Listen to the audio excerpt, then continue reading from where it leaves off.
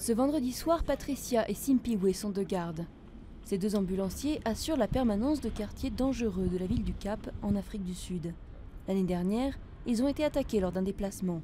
Un problème auquel font face de plus en plus d'urgentistes. Dans certaines zones, beaucoup n'interviennent plus sans escorte de police.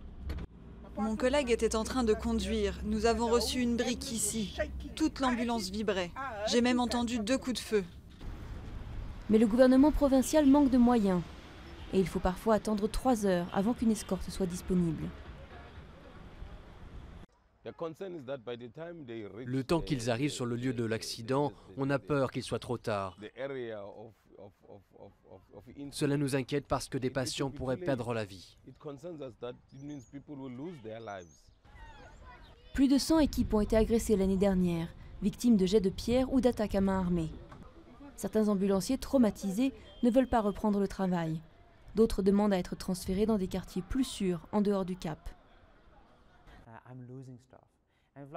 Je perds du personnel. Beaucoup d'employés se font embaucher par des entreprises privées qui souvent ne desservent pas ces quartiers défavorisés. Ou alors ils partent dans d'autres provinces où travailler est moins dangereux qu'au Cap. Les escortes policières ont été mises en place l'année dernière. Mais dans les rues étroites ou les impasses trop sombres, ils restent souvent à l'abri dans leurs vannes.